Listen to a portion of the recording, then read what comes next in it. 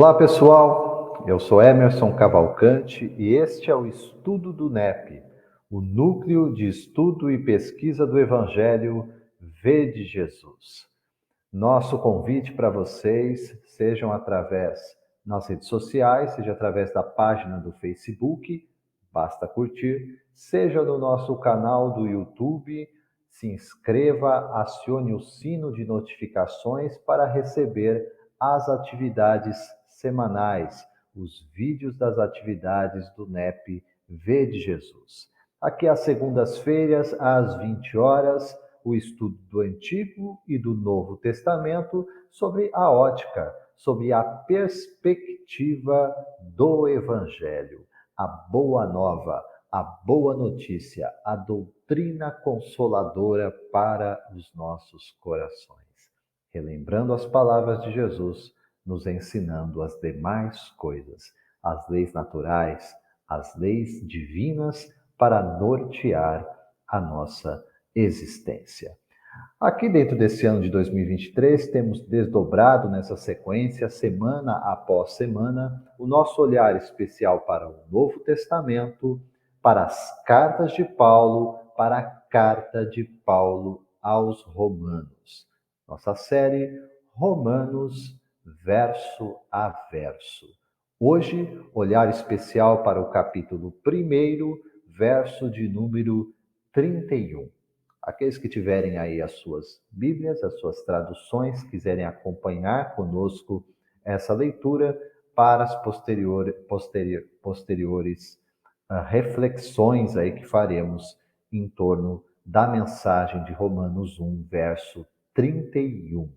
Eu vou usar, como sempre utilizo aqui, duas traduções distintas, uma primeira em João Ferreira de Almeida e uma segunda na Bíblia de Jerusalém. Olhando para João Ferreira de Almeida, nós temos então a tradução no verso 31, assim ensinando o apóstolo Paulo. Nécios, infiéis nos contratos, sem afeição natural, irreconciliáveis, sem misericórdia. Na tradução em João Ferreira de Almeida, assim se encontra. Agora, na Bíblia de Jerusalém, temos o verso 31 do capítulo 1 da carta aos Romanos, da seguinte forma: insensatos, desleais, sem coração nem piedade.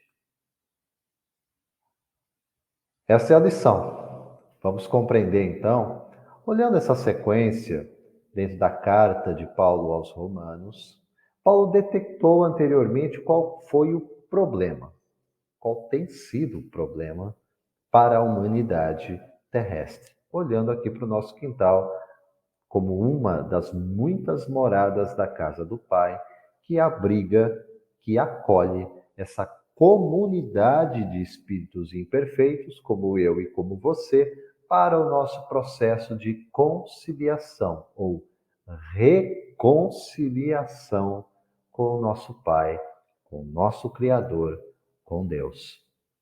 Entendendo isso, então, eu vou perceber que o que Paulo vai detectar, isso já foi tratado aqui em estudos anteriores. Lembrando, gente, aqueles que quiserem acompanhar todo esse processo de desenvolvimento de cada um dos versos da carta de Paulo aos Romanos até aqui, hoje estamos no 31º verso. Então, todos os anteriores estão na playlist do canal do YouTube do Vede Jesus na série Romanos verso a verso. Está devidamente gravado lá, um trabalho muito bem feito pelo Paulo Marzanati, para que então a gente possa compreender essa concatenação, essa sequência do pensamento paulino aqui, apresentando o Evangelho do Mestre para nós através da carta aos Romanos. Então, quando chega aqui nesse verso 31, antes foi detectado, teve um diagnóstico do porquê e a razão de ser, da listagem depois que Paulo vai apresentar para a gente. Uma listagem de qualificações, ou antes, desqualificações nossas como espíritos desviados, afastados de Deus. E aí cabe sempre refletir. Quando eu leio a listagem, Se eu vou fazer uma reflexão pautada no autoconhecimento, eu vou estar olhando muito pouco para fora e vou estar olhando muito mais para dentro. Porque para fora eu sei que existe.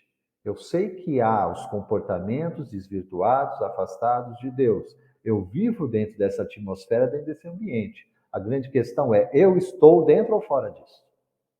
Eu sou um promotor ou eu sou alguém que trabalha em oposição a essas desqualificações dos filhos de Deus afastados dele? Essa é a questão. Então, no verso 28, só para a gente recapitular aqui e tomar por fundamento aquilo que Paulo está ensinando aqui na carta aos Romanos, Paulo vai dizer que nós julgamos bom não ter o conhecimento de Deus. Sensatez maior impossível, mas nós julgamos na nossa cabeça, no nosso desvio de entendimento, de que ter o conhecimento de Deus era algo descartável. Então diz a carta aos Romanos, no verso 28, que Deus nos entregou a uma mente incapaz de julgar. Veja, pensando estar exercendo um julgamento, a orientação da revelação divina é que o diagnóstico de Deus é: você está julgando que não ter um conhecimento de mim é o melhor caminho para você. Pois bem, eu lhe declaro que você é incapaz de julgar, porque não há um outro parâmetro na criação que não seja o pensamento do próprio Criador. E aqui é a questão central para a gente entender tudo que vai vir depois, né? Então, nos entregou esse sentimento, nos entregou essa mente incapaz de julgar. A tradução de João Ferreira de Almeida vai dizer: há um sentimento perverso para fazerem aquilo que não convém. E o que é esse aquilo que não convém? Nós vamos observar, então, que dentro desses parâmetros de entendimento, a sequência, a listagem que vai ser apresentada por Paulo vai dizer muito a respeito disso. Já disse para a gente, né? Cheios de toda a iniquidade, de fornicação, de malícia, de avareza, de maldade, cheios de inveja, de homicídio, de contenda, de engano, de malignidade, sendo murmuradores, detratores, aborrecedores de Deus, injuriadores, soberbos, presunçosos, inventores de males, desobedientes aos pais e às mães.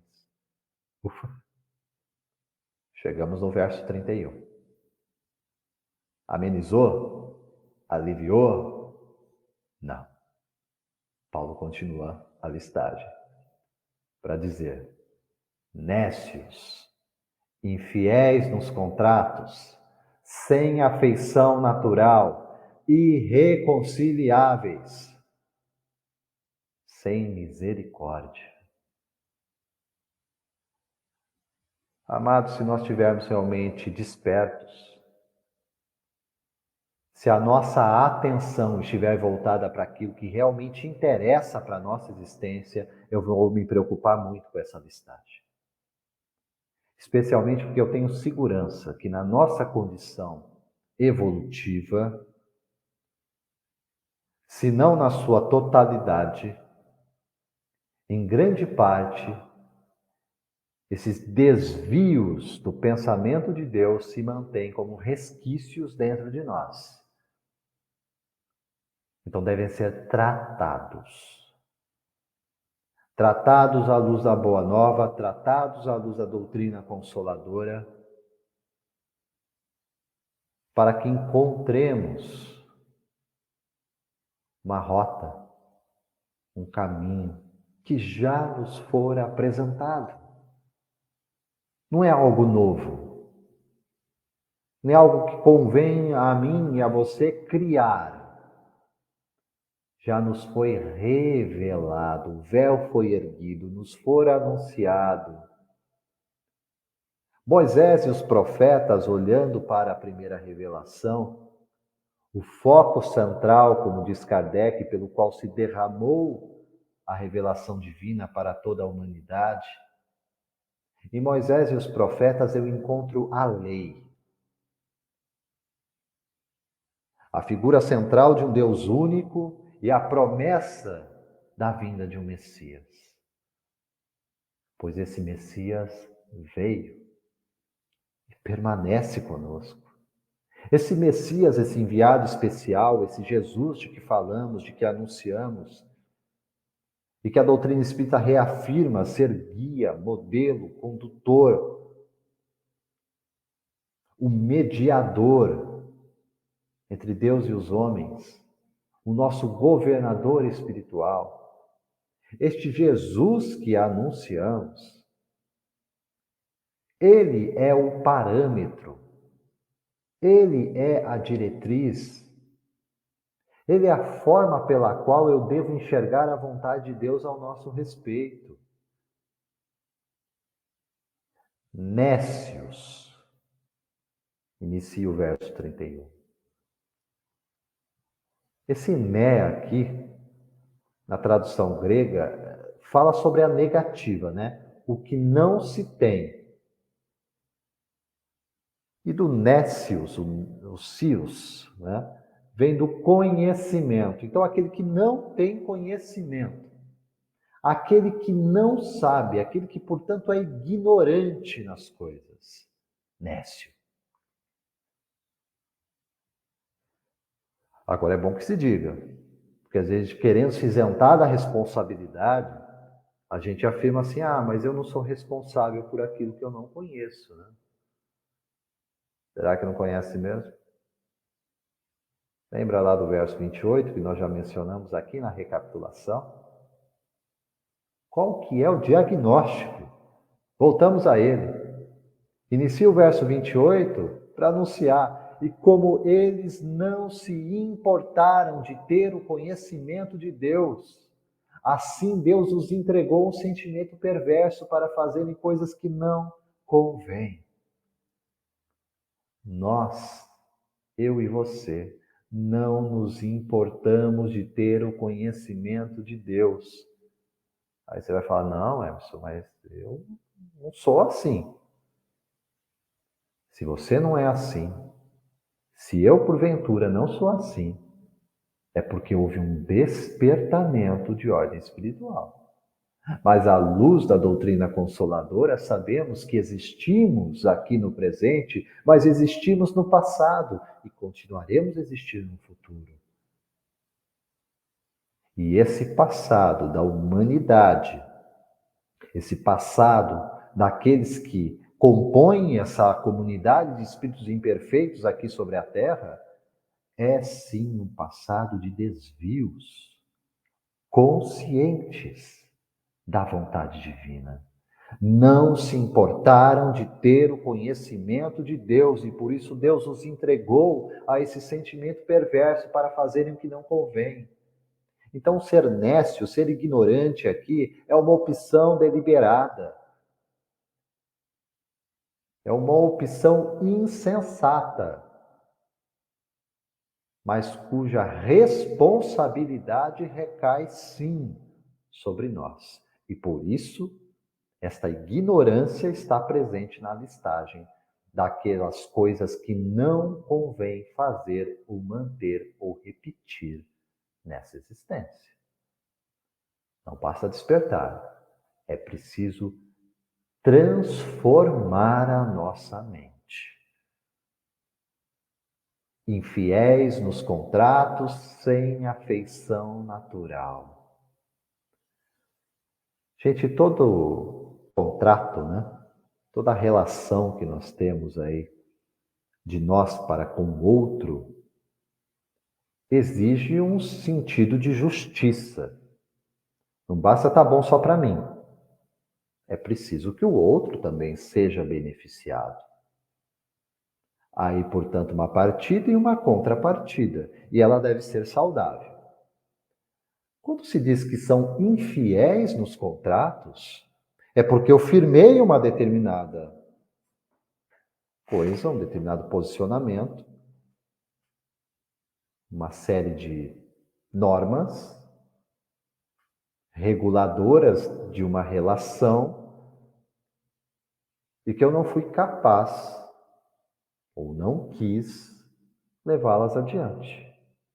Eu rompi o contrato. Eu descumpri o que fora acordado. Sob o ponto de vista espiritual, esta é a nossa condição. Nós quebramos com o contrato da lei divina, com a lei que nos fora dada, e por isso somos diante de Deus vistos como transgressores.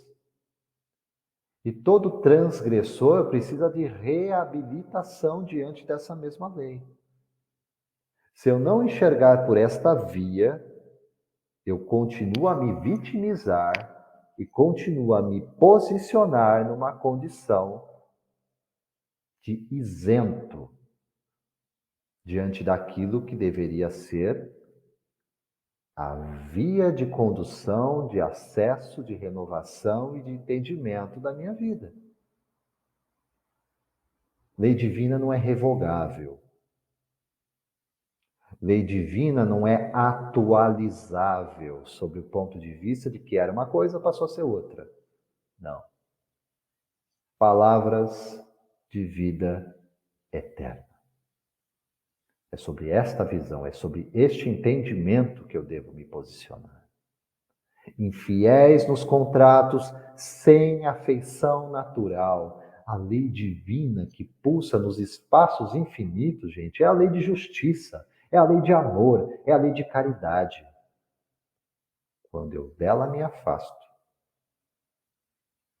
quando com ela eu não busco comunhão, quando mais do que aquilo que eu falo, aquilo que eu penso, a obra que sai das minhas mãos vai contra a lei de justiça, de amor e de caridade, é este sentimento perverso que me conduz. Sem afeição natural, o que deveria ser genuíno, espontâneo, passa a ser muitas vezes um simulacro.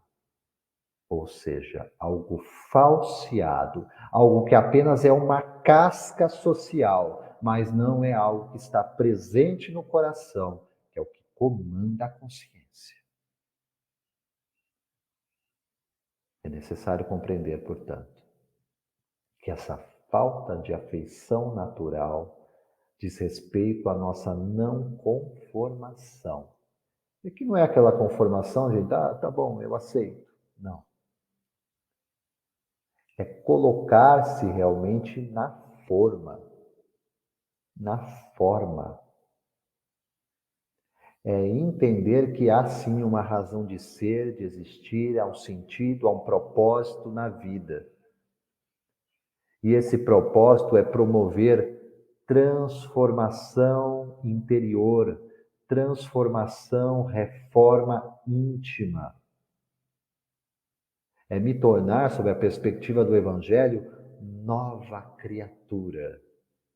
E o mesmo Paulo vai dizer, nova criatura em Cristo, para que sejam, de fato, novas todas as coisas.